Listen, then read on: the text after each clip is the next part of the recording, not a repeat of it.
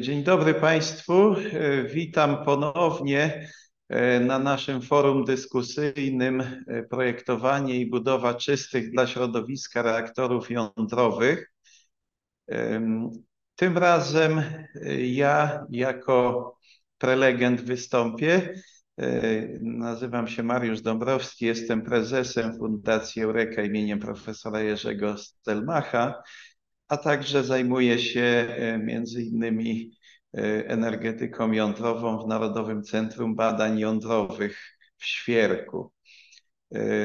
Ten wykład ma na celu rozszerzenie tego, co powiedział pan profesor Wacław Gudowski, który omówił ogólne zagadnienia dotyczące budowy reaktorów jądrowych o małej mocy, czyli czegoś, co dzisiaj nazywamy reaktorami modułowymi. A ja chcę Państwu opowiedzieć o reaktorach bardziej specyficznych, które zostały dzisiaj na wykładzie wspomniane. I to są reaktory wysokotemperaturowe, czyli te reaktory, jedne z listy, którą pan profesor Gudowski nam dzisiaj pokazywał. Pozwolę sobie uruchomić zatem moją prezentację i opowiedzieć Państwu właśnie coś na ten temat. Ten projekt budowy małych modułowych reaktorów wysokotemperaturowych w Polsce wiąże się z takim podstawowym zagadnieniem naszego dzisiejszego, czy naszych dzisiejszych i jutrzejszych rozważań, jakim jest coś takiego, co możemy nazwać projektowaniem i budową reaktorów jądrowych. Otóż, żeby zbudować reaktor jądrowy, czy ogólnie, żeby zbudować dowolne urządzenie, czy budowlę, czy budynek, muszą być spełnione pewne określone wymagania i trzeba wykonać pewne charakterystyczne działania.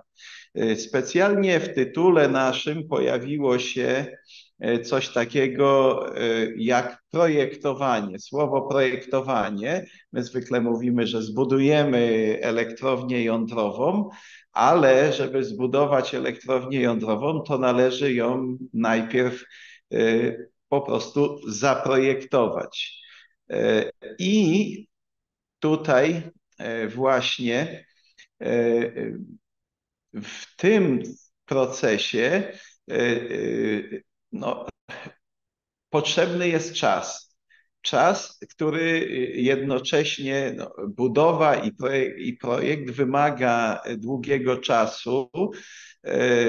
Wiemy to chociażby z praktyki przygotowania inwestycji jądrowej do tej pory. Na świecie istnieje ileś elektrowni jądrowych.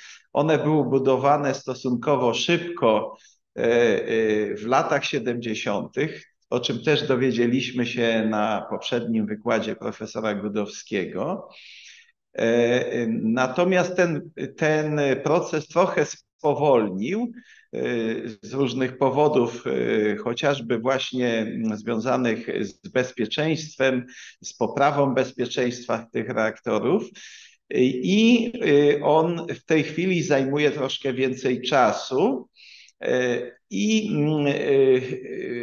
ten czas jest w jakiś sposób określany pewnymi wytycznymi, między innymi Międzynarodowej Agencji Energii Atomowej. Te wytyczne to jedno, a drugie to uwarunkowania takie lokalne, które po prostu mają miejsce w Polsce. W Polsce projekty jądrowe ma kierować, ma kontrolować Państwowa Agencja Atomistyki, która po prostu jest powołana do właśnie nadzoru nad obiektami jądrowymi. I teraz, żeby wybudować czy uzyskać zgodę na budowę reaktora jądrowego, no należy przejść kilka etapów projektowych. Te etapy projektowe to jest przygotowanie takiej wstępnej zupełnie koncepcji, którą często też nazywamy przedkoncepcją. Następnie skonstruować koncepcję, czyli bardziej szczegółowo powiedzieć. Przedkoncepcja, no to może być taka idea, powiedzmy, zbudujmy sobie jakiś pojazd, który ma takie własności, że będzie miał, nie wiem, 2 skrzydła i do tego jeszcze koła, czy coś takiego. To jest taka przedkoncepcja, zupełnie ogólny zarys. Owszem, mogą tam być większe szczegóły, ale jest to raczej taka bardziej idea, schemat. Koncepcja już zawiera więcej szczegółów, która no, na przykład będą mówiły, w koncepcji będą zawarte jakieś szczegóły, no dobrze, no ale 2 skrzydła, z jakiego ewentualnie materiału, jakie będą, czy tam będzie do tych skrzydeł dołączone jakieś lotki, czy coś takiego. Następnie kolejny etap to jest przygotowanie projektu podstawowego. To już będzie dosyć zaawansowany taki poziom. Następnie projekt wykonawczy to już będzie taki projekt, który pozwoli realizatorowi tego przedsięwzięcia na dokładne rozpoznanie, jak on ma to wykonać już na budowie. Czyli z wszystkimi szczegółami konstrukcji, połączeń i tak dalej. No i ważnym też jest, szczególnie dla reaktorów jądrowych, wykonanie projektu powykonawczego. No jak to w końcu zostało zrobione? No szczególnie w energetyce, ogólnie, szczególnie w energetyce ten projekt powykonawczy też odgrywa rolę, ponieważ no, mogą być różnego rodzaju zmiany, które no, spowodowane mogą być no, pewnymi specyficznymi warunkami, jakie mogły się pojawić podczas budowy.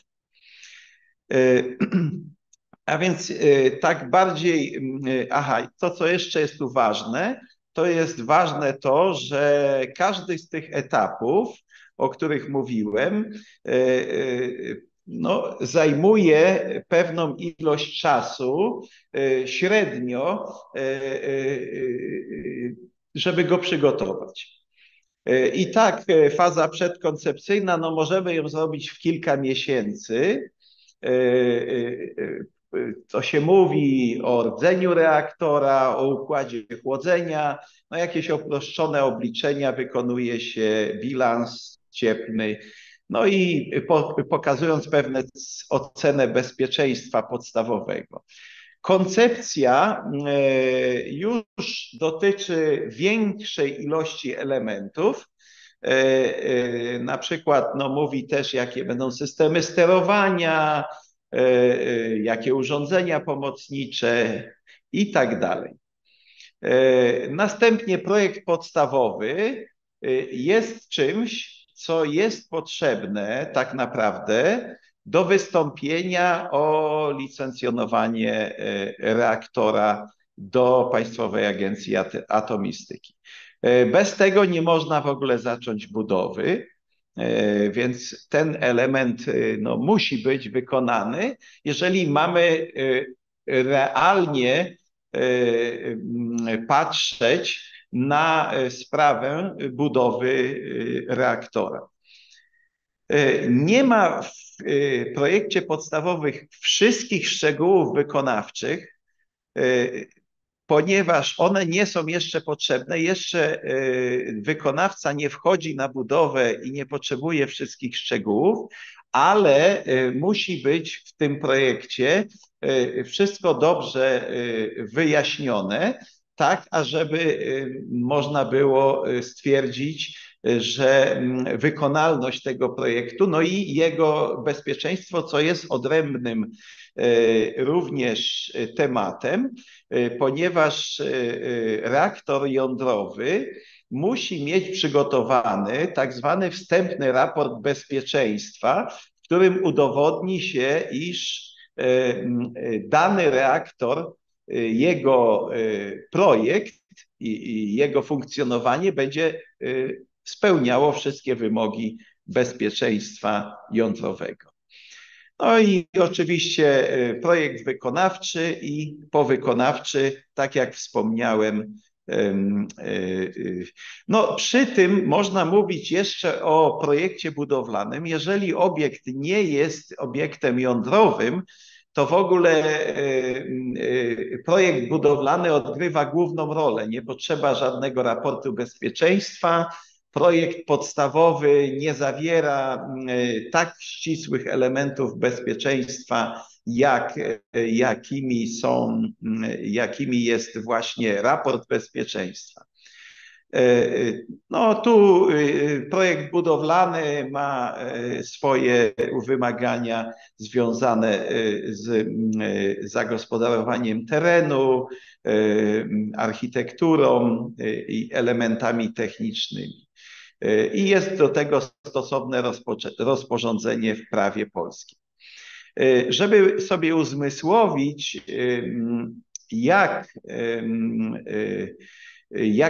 jaka jest różnica między projektowaniem koncepcyjnym, podstawowym i już powykonawczym, to tutaj mam takie rysunki, które są z dokumentu Building Information Modeling, czyli modelowanie budowlane, które pokazują poziomy szczegółowości, no powiedzmy opisów i rysunków wykonawczych. I tu Państwo widzicie, że z lewej strony mamy przy projekcie koncepcyjnym, to jest tak zwany level of design, czyli poziom szczegółowości 100. Widzimy, że są tylko zarysy podstawowe, jakieś ogólne wymiary. Później zaczynają się coraz większe szczegóły, czyli LOD 200-300 to są już więcej szczegółów, które potrzebne są do tego, żeby uzyskać pozwolenie na budowę, czyli to jest ten poziom podstawowy. No i projekt techniczny to już jest LOD 400, no i powykonawczy oczywiście jeszcze bardziej dokładnie. Szanowni Państwo, przy budowie reaktora jądrowego często pojawia się taki termin EPC z angielskiego, Engineering, Procurement, Construction. Czyli w języku polskim mówimy tutaj o projektowaniu, zaopatrzeniu i budowie reaktora. Engineering, no po prostu właśnie engineering and design,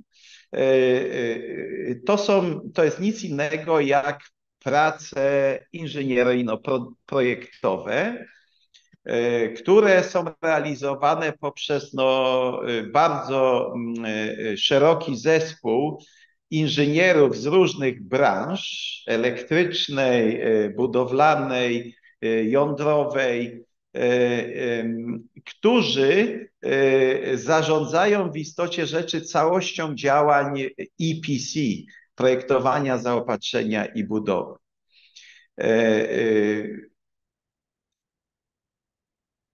Ci inżynierowie przygotowują pewne dokumenty właśnie w zakresie urządzeń, elektryki, sterowania,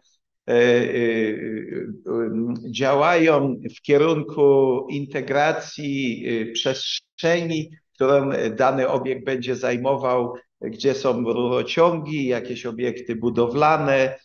Wszystko to jest wykonywane równolegle i engineering też będzie związany z tym, kto będzie koordynował właśnie takim będzie inżynierem projektu, to się mówi, który będzie koordynował tą całą pracę budowlaną. Procurement to jest zaopatrzenie, czyli to jest zakup materiałów w ramach budżetu projektów, kontrola postępu produkcji po złożeniu zamówienia. Niektóre elementy oczywiście tych reaktorów jądrowych są elementami unikalnymi, aczkolwiek tak jak mówimy, zmierzamy do modułowości i modułowość to też powtarzalność wykonania pewnych elementów reaktora w fabryce wytwarzającej te elementy.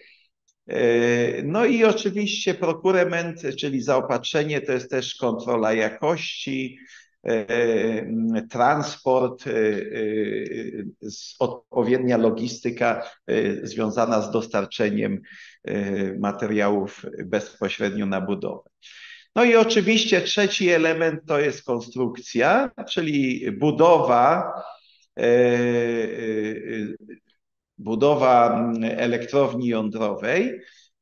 No, to oczywiście wymaga badań terenowych, tak, czyli ustalenia, jakie są uwarunkowania w terenie, stworzenia odpowiedniego zaplecza do budowy, no i tak dalej. No i oczywiście konstrukcja, budowa obejmuje też właśnie całe prace budowlane, począwszy od fundamentów, konstrukcja naziemna, instalacja rurociągów i sprzętu, konfiguracja systemów elektrycznych i przyrządów, no aż do takich detali, jak już ostatecznie powiedzmy malowanie, izolowanie i tak dalej. Po tym wprowadzeniu, które jest no, jakby w temacie tego naszego forum dyskusyjnego, czyli projektowanie i budowa reaktorów, przejdę teraz do dyskusji reaktora wysokotemperaturowego HTGR. W skrócie było to wspomniane na wykładzie profesora Gudowskiego. Czyli zadam takie pytanie, czym się charakteryzuje ten reaktor wysokotemperaturowy i dlaczego może być zastosowany w polskim przemyśle chemicznym i petrochemicznym. To będzie wątek, na który będę chciał odpowiedzieć, a z tym pytaniem wiąże się inne pytanie, które już było dzisiaj też wspomniane, polegające na tym, na odpowiedzi, na czym polega kogeneracja jądrowa i dlaczego ona dobrze pasuje do reaktora wysokotemperaturowego. No a żeby temu zagadnieniu przyjrzeć się bliżej, no to przypomnę, iż istnieją 4 generacje reaktorów jądrowych. W tej chwili operują głównie reaktory generacji drugiej i generacji trzeciej. No w tej chwili mówimy o generacji też 3+, ale dominuje jednak generacja druga i trzecia. I te reaktory zostały skonstruowane w pewnym specyficznym celu i w pewnych specyficznych uwarunkowaniach. Z dala od siedzib ludzkich, one głównie są budowane, no i mają bardzo dużą moc, ponieważ to jest korzystne dla produkcji stabilnej prądu elektrycznego. A więc to jest ich charakterystyka. Natomiast reaktory nowoczesne, one były dzisiaj też wspominane generacji czwartej, mają mieć pewne cechy, którymi są właśnie to, że są mniejsze, w związku z tym można je bardziej masowo produkować modułowo, efektywniejsze mają być i przede wszystkim bezpieczniejsze. I to jest właśnie ta ścieżka, którą nazwiemy, czyli zmniejszenie mocy reaktora, jego możliwa powtarzalność w budowie, w jej elementach, efektywność i zwiększone bezpieczeństwo są takimi cechami, które można powiedzieć będą mówiły, że ten reaktor może być w klasie małych reaktorów modułowych, czyli Small Modular Reactors po angielsku. Teraz, żeby zrozumieć kontekst właśnie tego, o czym powiedziałem, no to te reaktory drugiej i trzeciej generacji właśnie głównie koncentrowały się na wytwarzaniu prądu elektrycznego. I to powodowało, że większość energii, która była wytwarzana w tych reaktorach, czyli nawet 2/3 no, do 1/2 zależy od technologii, znaczy w generacji 2 i 3 to praktycznie 1/3, ale no, można jeszcze w innych testowych reaktorach, o których tam też było wspomniane na wykładzie profesora Czerskiego, to troszeczkę mogło być więcej. Tym niemniej z wyprodukowanej energii, na przykład 1200 MW cieplnych, tutaj litera T na moim slajdzie, wytworzono 400 MW elektrycznych, czyli no, mocy w prądzie elektrycznym. A zatem 800 MW tej energii no, musiało być odprowadzone w postaci ciepła do otoczenia. No jest to oczywiście strata, która no, może być zagospodarowana w sposób no, taki, który byłby korzystny. I tym sposobem jest coś takiego, co nazywamy właśnie kogeneracją, czyli wytwarzaniu albo wykorzystaniu nie tylko ciepła do produkcji prądu elektrycznego, ale także wykorzystaniu tego ciepła, no właśnie do tego, do czego ciepło często wykorzystujemy, czyli do ogrzewania naszych mieszkań lub do produkcji ciepłej wody. I taka produkcja stowarzyszona jest bardzo powszechna na świecie, a także w Polsce, przy klasycznych elektrowniach na paliwa kopalne. One bardzo często pracują w trybie kogeneracji i są bardzo blisko też osiedli ludzkich, albo wręcz stoją w miastach, no po prostu blisko obiektów mieszkalnych. I przykładem takim kogeneracji, w tym przypadku kogeneracji węglowej, jest elektrociepłownia Siekierki w Warszawie. Warto wspomnieć, że jest to największa w Polsce, druga w Europie, a trzecia na świecie tego typu elektrociepłownia pracująca na potrzeby produkcji prądu, a też ciepła.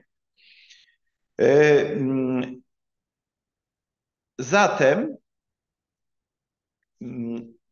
można pomyśleć o tym, ażeby również wykorzystać energię jądrową do pracy w kogeneracji. I to jest właśnie istotny element, który również pozwoliłby nam na znaczną redukcję emisji dwutlenku węgla i innych gazów cieplarnianych bądź szkodliwych dla zdrowia.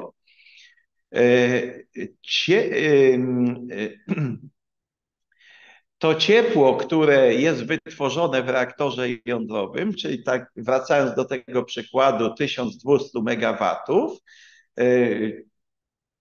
i potem zejścia na 400 dla mocy elektrycznej, to ta reszta ciepła może być wykorzystana no, dla różnych procesów, chociażby dla ogrzewania mieszkań, tak jak w przypadku elektrociepłowni Siekierki, ale także dla innych celów, które są charakterystyczne dla procesu, dla przemysłu chemicznego.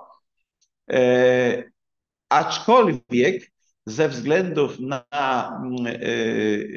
można powiedzieć, specyfikę jednostek jądrowych, ta możliwość była bardzo rzadko stosowana w przeszłości. Raz, że jednostki jądrowe były bardzo duże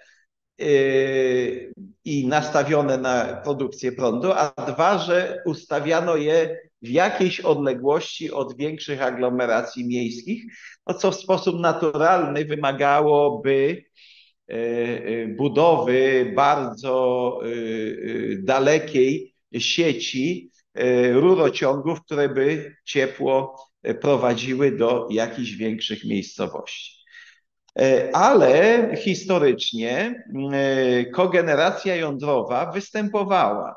Występowała w tych krajach, które Państwo widzicie, w Rosji, w Związku Radzieckim, przepraszam, w Wielkiej Brytanii, w Szwecji, no i w innych krajach wymienionych tutaj.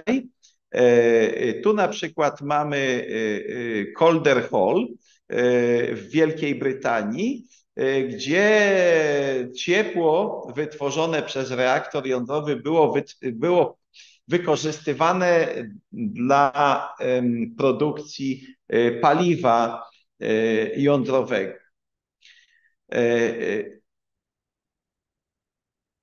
W Szwecji elektrownia Ogesta działała przez 10 lat i produkowała 68 MW cieplnych dla dzielnicy Farsta w Sztokholmie. No i oczywiście także produkowała trochę energii elektrycznej.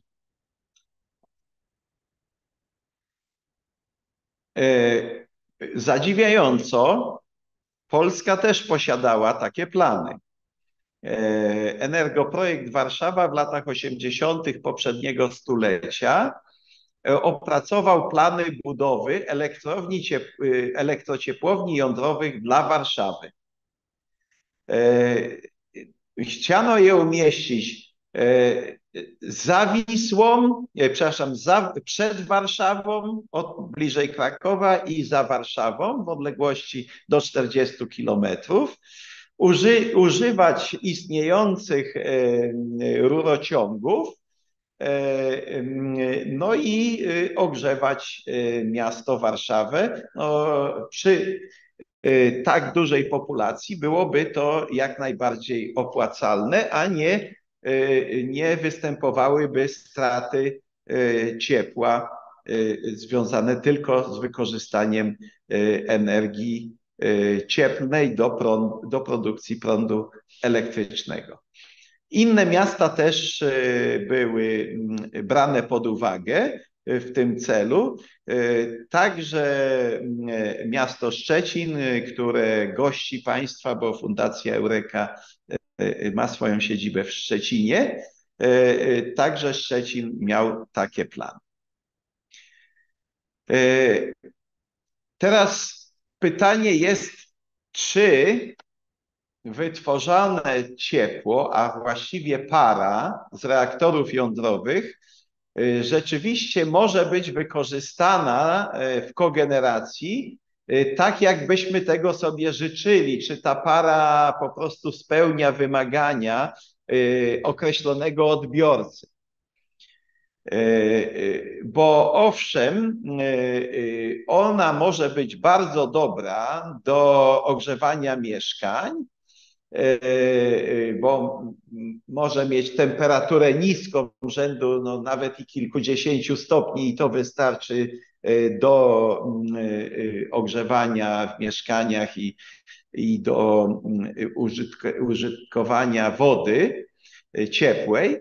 Natomiast okazuje się, że nie jest to właściwa para do pewnych celów, które są może nawet i częściowo dominujące w dzisiejszym cywilizowanym świecie, a mianowicie w przemyśle chemicznym i paliwowym potrzebne jest ciepło albo para, która ma bardzo wysoką temperaturę.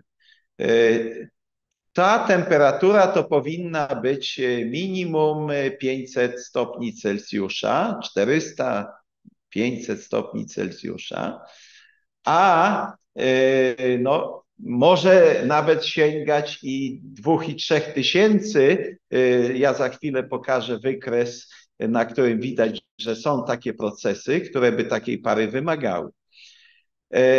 Natomiast co się okazuje, że reaktory działające obecnie drugiej i trzeciej generacji wytwarzają ciepło, które jest uważane z punktu widzenia tych procesów chemicznych za ciepło o niskiej temperaturze, a więc niewystarczające do przeprowadzenia tych procesów.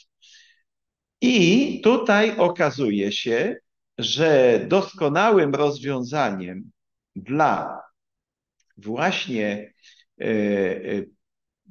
produkcji tego wysokotemperaturowego ciepła są reaktory, które zaliczamy tak trochę, można powiedzieć, częściowo, zależnie właśnie od temperatury. Jeżeli to jest 1000 stopni, to one na pewno są reaktorami 4. generacji. Natomiast jeżeli ta temperatura jest nieco niższa, istnieją tutaj spory definicyjne, czy to jest 4. generacja, bo tak zostało to zdefiniowane, że ma być to reaktor wysokotemperaturowy, bardzo wysokotemperaturowy, żeby był 4. generacji.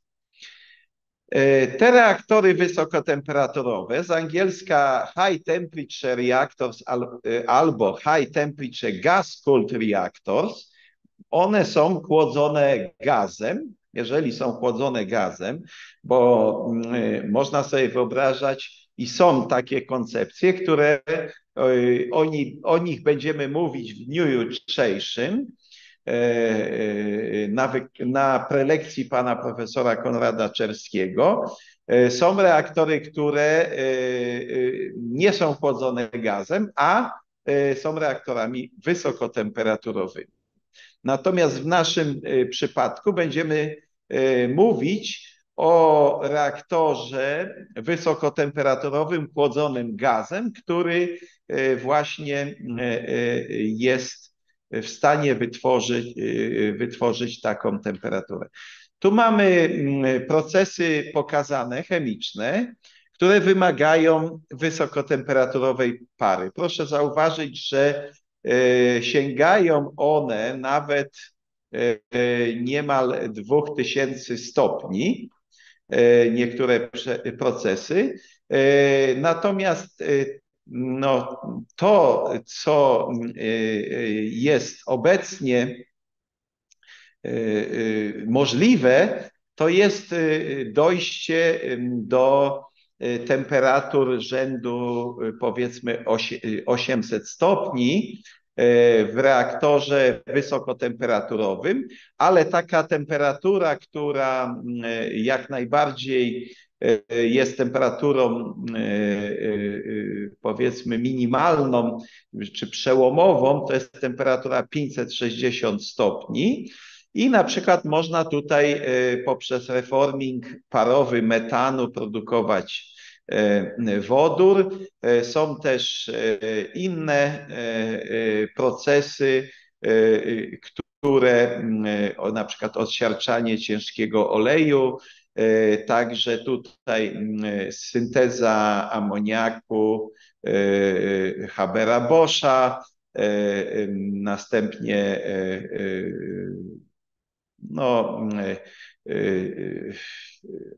amoksydacja propylenu i różne inne procesy, które występują w przemyśle chemicznym. No niestety tu nawet widzimy na tym wykresie, że niektóre z procesów chemicznych wymagają temperatury nawet i do 3000 stopni, no której na tym etapie jeszcze reaktory jądrowe nie są w stanie osiągnąć.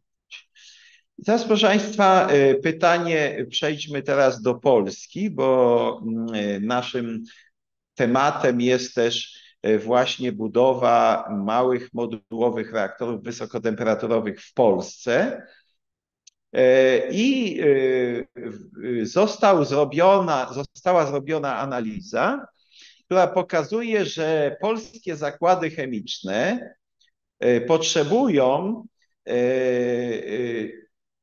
6,5 gigawata ciepła o temperaturze od 400 do 550 stopni Celsjusza. 6,5 gigawata, no to jest z grubsza, jakby przeliczyć, porównać to z mocą elektryczną, no to jest sporo, no to jest około, no właściwie jakby to przemnożyć jeszcze przez 3, to prawie połowa polskiej produkcji energii elektrycznej.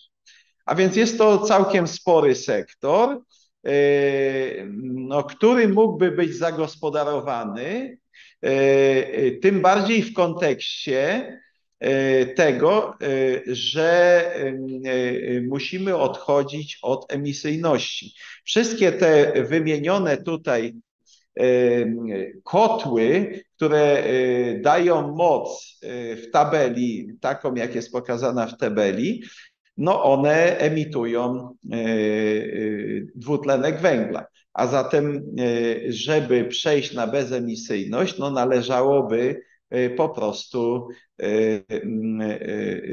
wprowadzić reaktory jądrowe. No, także za granicą, chociażby w Europie, jest no, kilkaset potencjalnych instalacji dla tego typu reaktorów. W 2016 roku działał zespół ministra energii, który przedstawił raport dotyczący przygotowania warunków do wdrożenia wysokotemperaturowych reaktorów jądrowych i oszacowano, że jeżeli te reaktory miałyby działać w Polsce, no to potrzebna jest temperatura pary wyprodukowanej około 540-560 stopni i moc takiej elektrowni no, powinna być około 180 MW. A zatem porównując te duże jednostki, tak, które produkują energię, chociażby energię elektryczną we Francji, no to ta moc jest niewielka, bo czy we Francji, czy w Niemczech, czy w Szwecji, no te bloki obecne one sięgają okolic tam powiedzmy o więcej nawet niż rzędu tysięcy megawatów termicznych, tak, które są później przekładane na megawaty elektryczne. Przykładem no, takiego miejsca bliskiego siedzibie Fundacji Eureka imieniem profesora Jerzego Stelmacha są zakłady azotowe w Policach koło Szczecina. No i teraz, proszę Państwa,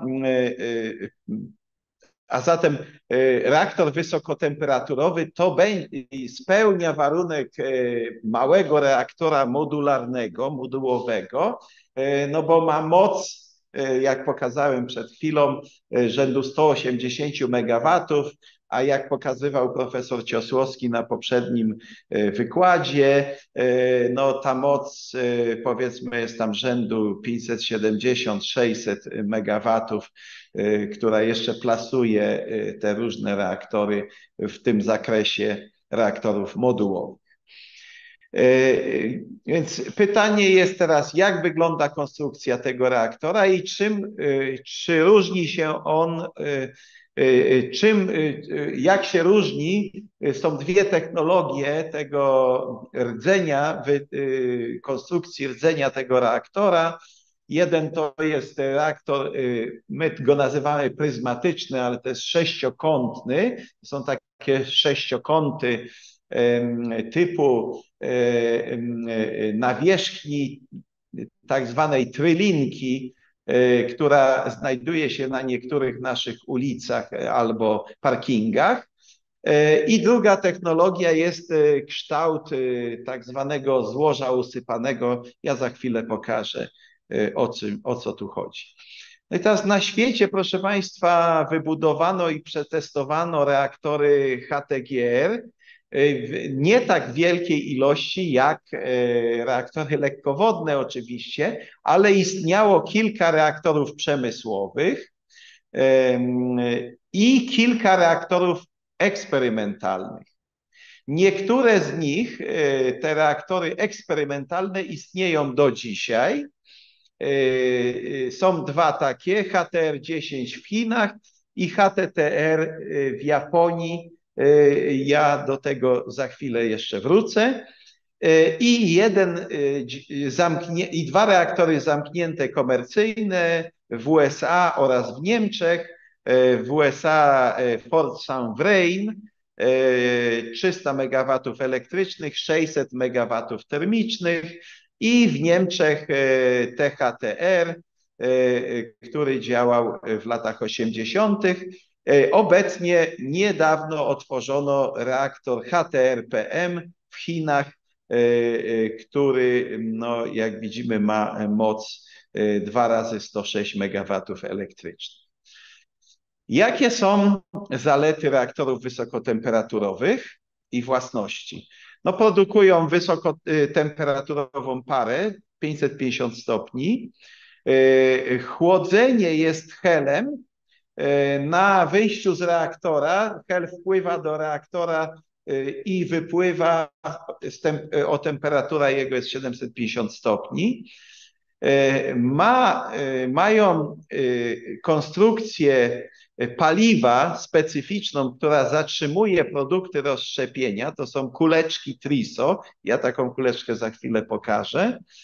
No i co jest istotne, że reaktory wysokotemperaturowe charakteryzowane są czymś takim, co nazywamy inherentnym albo pasywnym, albo samoczynnym. Może samoczynne jest najlepsze, bo chodzi o to, że działają same prawa fizyki bez udziału człowieka, żeby ten reaktor samokontrolować. W przypadku awarii chłodzenie procesami naturalnymi, brak możliwości stopienia rdzenia, bo rdzeń jest grafitowy. Grafit no, nie jest w stanie się stopić, ma dużą pojemność cieplną, a zatem jest w stanie też bardzo dobrze zaabsorbować ciepło, a później je oddać. No i oczywiście konstrukcja modułowa jest bardzo tutaj istotnym elementem. Bezpieczeństwo samoczynne reaktora HTGR polega na tym, że tak zwany ujemny współczynnik temperaturowy reaktywności, współczynnik temperaturowy reaktywności jest ujemny. Co to oznacza? Reaktywność no to będzie po prostu narastanie procesu lawinowego, tak, rozszczepienia.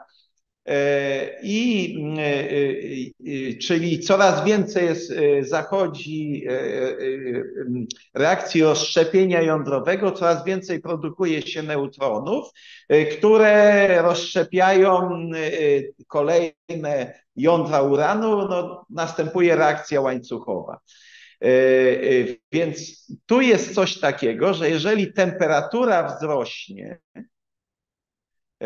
to powoduje, że ta produkcja rozszczepień, ta liczba rozszczepień nie zwiększa się, a wręcz przeciwnie, zaczyna wyhamowywać. Jeżeli to tak się dzieje, to reaktor stabilizuje swoją moc. Procesy jądrowe nie zachodzą tak szybko, no i reaktor w ten sposób samoreguluje się. Czyli wzrost temperatury powoduje, że procesy jądrowe słabną, a z kolei obniżenie temperatury powoduje, że procesy jądrowe narastają. Jest to takie sprzężenie zwrotne. I reaktory HTGR, no jak zresztą wszystkie inne współczesne reaktory, tak musi być skonstruowany reaktor jądrowy, ma ujemny współczynnik temperaturowy reaktywności. No tutaj warto powiedzieć, że reaktor czernobylski nie spełniał tego warunku. No tu efekt Dopplera odgrywa rolę, to są pewne efekty fizyczne, a także efekt no po prostu rozszerzania się, co powoduje, że zderzenia neutronów z jądrami uranu, ich częstość maleje. No i tu widzimy na tym rysunku odprowadzanie ciepła do otoczenia przez grafitowy rdzeń reaktora. Po lewej widzimy zbiornik reaktora. Te zaznaczone elementy w środku to jest rdzeń, a po prawo jest wytwornica pary, która dalej tą parę przesyła do turbiny, ewentualnie produkującej prąd albo ciepło wysokotemperaturowe. Tu jest to lepiej pokazane. Mamy reaktor. Rdzeń reaktora, proszę zobaczyć, że składa się z takich grafitowych bloków sześciokątnych, paliwowych, które ustawiamy tak jak klocki obok siebie. No i oczywiście uzyskujemy odpowiednią krytyczność produkcji. Do tych bloków wprowadzamy tak zwane kompakty paliwowe z grafitu, w które wtopione są kuleczki paliwa Triso, czyli takiego czegoś, co jest tutaj pokazane na tym slajdzie. Mianowicie jest to taka kuleczka z uranu, która zostaje otoczona 4 warstwami porowatego węgla pyrolitycznego, w którym jeżeli powstają produkty rozszczepienia, jeżeli jądro uranu się rozpadnie, to rozpada się na 2 lżejsze, które są zatrzymywane w tych porach węgla pyrolitycznego. Potem jest jeszcze jedna warstwa węgla już nieporowatego pyrolitycznego. Potem warstwa węglika krzemu, który ma doskonałe własności właśnie nieprzepuszczania produktów rozszczepienia.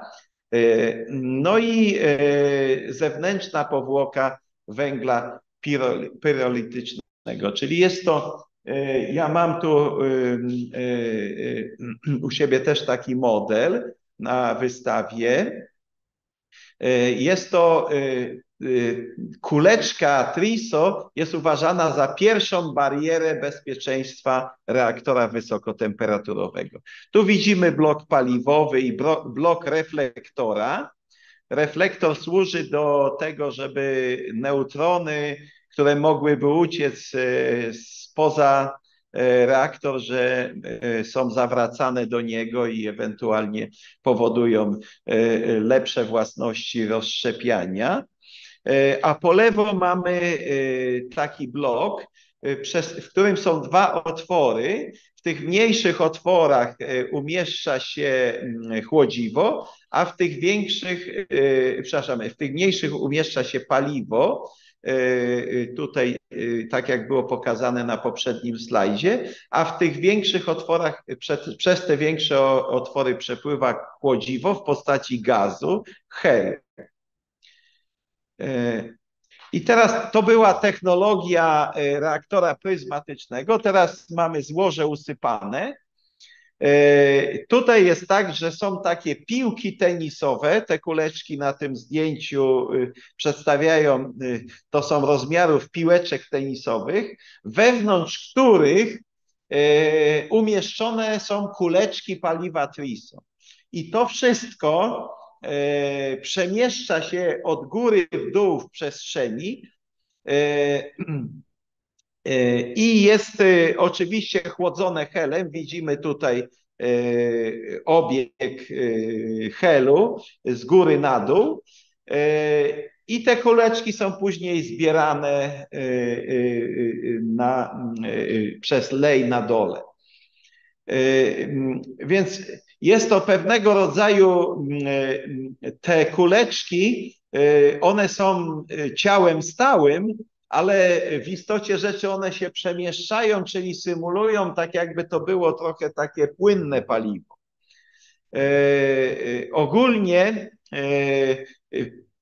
ten przepływ jest bardzo wolny, ale nie aż tak wolny jak w tym tutaj ciekawostce analogii, gdzie mamy smołę, która ma tak dużą lepkość, że jakby spływa, skapuje z lejka no, w cyklach kropli oddalonych o rzędu 10 lat. Tak, tutaj spadło w tym eksperymencie, który tutaj pokazuję, który został przeprowadzony w Australii, dotychczas spadło 9 kropli w okresach od 8 do 13 lat. Teraz przejdę do realnych reaktorów wysokotemperaturowych. Jeden taki reaktor, który Państwu już pokazywałem, wysokotemperaturowy, badawczych znajduje się w Japonii. Jego właścicielem jest Japońska Agencja Energii Atomowej, w skrócie JAEA. Ten reaktor, jak widzimy, ma rdzeń, ale para, która jest produkowana, jest to czysto badawczy reaktor bez żadnych wykorzystania tej energii. Ma tylko wymiennik ciepła, ale to ciepło jest od razu odprowadzane do atmosfery. No tu widać lepiej, tak, w środku widać taki ciemny kolor, to jest właśnie, to są te grafitowe bloki rdzenia sześciokątne w przekroju. Potem jest na biało reflektor, bloki reflektora u góry na dole. No tam u góry są pręty sterujące, no i zbiornik reaktora. Więc ten reaktor ma moc 30 MW cieplnych. Moderatorem jest grafit właśnie, czyli te bloki grafitowe. No i wysokość rdzenia to jest 3 metry, średnica niemal 2,5 metra. No i teraz, proszę Państwa, zbliżając się do końca, parę słów na temat perspektywy budowy reaktorów wysokotemperaturowych w Polsce. Otóż w ramach projektu Gospostratek HTR w Narodowym Centrum Badań Jądrowych zrobiono takie szacunkowe koszty budowy, czy można powiedzieć biznesu reaktorów HTGR w Polsce. Poczynając od reaktora badawczego, który byłby analogią reaktora japońskiego HTTR o mocy cieplnej 30 MW, poprzez rozwinięcie tych jednostek 180 MW dla przemysłu chemicznego i petrochemicznego. No i oczywiście to na rynek polski i potem na rynek zewnętrzny. FOAK z angielskiego to jest first of a kind, czyli pierwszy danego rodzaju. NOAK, next of a kind, następny danego rodzaju. Czyli krótko mówiąc, koszty produkcji seryjnej będą o wiele niższe niż prototypu. Tym prototypem mógłby być albo reaktor badawczy, albo no do jakiegoś stopnia, o czym ja za chwilę jeszcze powiem, no albo ten prototyp FOAK, który tutaj jest zaznaczony jako 2 rzymskie PF.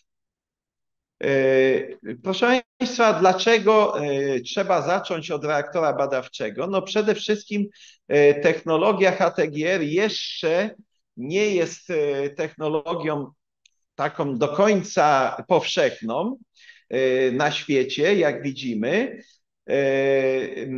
Nie ma takiego reaktora w tej chwili poza chińskim, który jest dostępny komercyjnie, czyli idzie się i on na półce w cudzysłowie tam jest i można go zamówić. Więc to jest ta wada. No i w związku z powyższym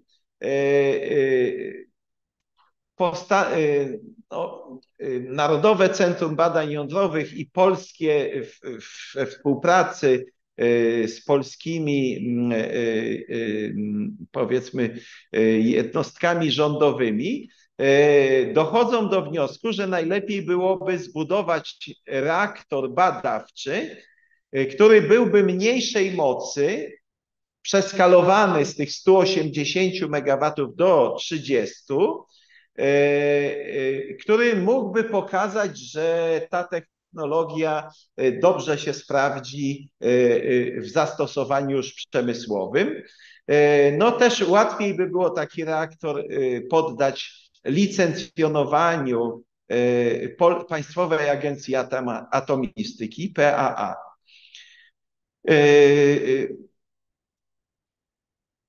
Więc on powinien być zbliżony właśnie jak najbardziej do reaktora komercyjnego i co najważniejsze, to że powinien pracować w kogeneracji. To znaczy, żeby był również reaktorem, nie który wypuszcza produkowane ciepło w powietrze, tak jak reaktor japoński, tylko żeby to ciepło było wykorzystane chociażby do produkcji prądu albo ciepła, albo jedno i drugie. No i tu na tym rysunku mam takie porównanie. Jest polski projekt reaktora HTGR, nazywa się HTGR Pola, od Polski Atomowy. W Polsce istnieje tradycja, że reaktory badawcze w Narodowym Centrum Badań Jądrowych, wszystkie zestawy krytyczne i tak dalej noszą imiona żeńskie. I ta tradycja jest dalej kontynuowana, że ten reaktor ma imię żeńskie Pola. I widzimy tutaj japoński reaktor z drugiej strony. On ma rdzeń i wymiennik ciepła, ale to ciepło jest produkowane w powietrze. Natomiast w tej koncepcji jest generator pary, który będzie służył produkcji pary, która może być wykorzystana do różnych celów. To jest kampus Narodowego Centrum Badań Jądrowych w Świerku, który ma jedyny w Polsce reaktor badawczy Maria, produkujący radiofarmaceutyki i ewentualna lokalizacja reaktora HTGR. Ten reaktor, jak widzimy, tutaj ma pewną charakterystykę. Ja bym chciał zwrócić uwagę na jedną z tych charakterystyk, że na samym dole, że moc w postaci pary produkowanej byłaby przetwarzana na prąd elektryczny. Tutaj maksymalnie 10 MW z tych 30. Ciepło, czyli para wysokotemperaturowa do instalacji, na przykład produkcji amoniaku czy coś takiego, i do ogrzewania kampusu Narodowego Centrum Badań Jądrowych, czyli ciepło byłoby wykorzystywane do ogrzewania i do produkcji wody użytkowej. I teraz, no, jakie są elementy? One są podobne, jak pokazywałem. Tak, zaczynamy od kuleczki paliwa Triso, następnie kompakt paliwowy, czyli grafit z umieszczonymi kuleczkami Triso, kolumna paliwowa, bloki paliwowe, rdzeń reaktora i generator pary połączony z reaktorem w celach produkcji paliwa. Tu mamy pokazane tak na niebiesko od góry po lewej stronie płynie hel. On unosi się do góry i później od góry przechodzi przez reaktor, przez rdzeń reaktora, chłodząc go i odbierając ciepło na czerwono, i to ciepło przechodzi koncentryczną rurą do generatora pary, który znajduje się po prawej stronie, i po prawej stronie też widzimy na dole zimna woda wpływa od dołu do generatora, u góry na czerwono pokazane jest para, która wychodzi do instalacji. I tu widzimy możliwość pracy w kogeneracji, czyli widzimy turbinę, która może produkować prąd elektryczny. To w środku tego rysunku generator. Widzimy instalację po prawej, tutaj jest takie słowo process steam, i to jest rysunek jeszcze sprzed koncepcji reaktora HTGR Pola, która miała roboczą nazwę też imieniem żeńskim Teresa. I tutaj mamy produkcję ciepła wysokotemperaturowego, a niżej na tym rysunku widzimy produkcję ciepła district heat, po angielsku, użytkowego do ogrzewania. Tu mamy japońską propozycję. Oprócz produkcji prądu elektrycznego również produkcja wodoru jako paliwa, jak to mówimy, przyszłości.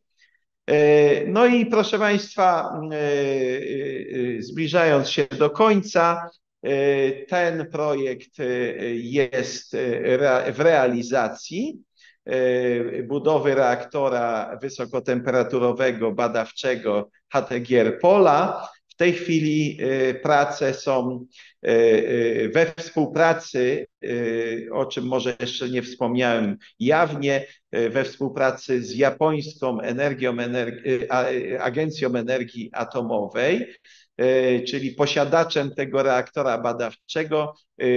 Prace odbywają się nad przygotowaniem projektu podstawowego reaktora, także wstępnego raportu bezpieczeństwa reaktora, tak aby go przedstawić prezesowi Państwowej Agencji Atomistyki do licencjonowania, no i ewentualnie przejście na etapy dalsze, aż do budowy tego reaktora. Bardzo serdecznie dziękuję Państwu za uwagę. Jeżeli mamy jakieś pytania, to ewentualnie spróbuję odpowiedzieć na te pytania. Część pytań może się tu pojawiła.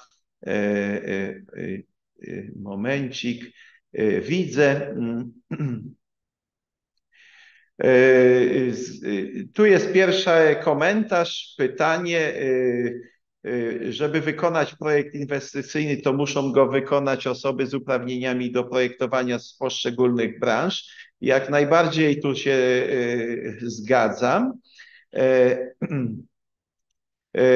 EPC projektu to element zarządzania realizacją projektu inwestycyjnego. Zwykle go wykonuje inżynier projektu lub generalny wykonawca. To też jest dobra uwaga. I kolejna uwaga, z którą też trudno mi się nie zgodzić, to pan Jerzy Majcher tutaj mówi: elektrociepłownia wytwarza głównie ciepło w skojarzeniu z energią elektryczną, a energia elektryczna jest tu produktem odpadu. No tu faktycznie, może ja tego explicite nie powiedziałem, że jest to rzeczywiście odwrócona trochę rola, ponieważ no, zimą tej energii elektrycznej produkuje się mniej niż latem, więc w tym sensie faktycznie jest to prawdą. Czy mamy jeszcze jakieś pytania z platformy YouTube? Czy kolega... Tutaj nie ma pytań. Nie ma pytań, tak? No dobrze, no to w takim razie, skoro nie ma pytań, to szanowni Państwo, w imieniu Fundacji Eureka, imieniem profesora Jerzego Stelmacha, która właśnie gości Państwa w dniu dzisiejszym na forum dyskusyjnym dotyczącym czystych i zrównoważonych źródeł energii dla ochrony klimatu i gości Państwa także na wystawie interaktywnych doświadczeń w Szczecinie. Mamy tu doświadczenia też dotyczące energii jądrowej, na przykład za mną stoi taki eksponat wirówka uranowa. Mam tutaj też kuleczkę paliwa, pastylkę paliwową, którą pokazywał pan profesor Gudowski. O, tutaj mam taką pastyleczkę, która mogłaby zasilić żarówkę o mocy 100 W przez 3 lata, pracując 24 godziny na dobę. No, dużo by tu jeszcze na ten temat powiedzieć, ale chciałbym w takim razie dzisiaj podziękować Państwu za udział i zaprosić na jutro na 9:00, gdy profesor Konrad Czerski opowie o modułowych reaktorach dwupłynowych, ich wykorzystaniu w przemyśle, a od 10:30 rozpoczniemy warsztaty także na temat modułowych reaktorów, małych reaktorów modułowych. Dziękuję Państwu serdecznie za uwagę. Do zobaczenia na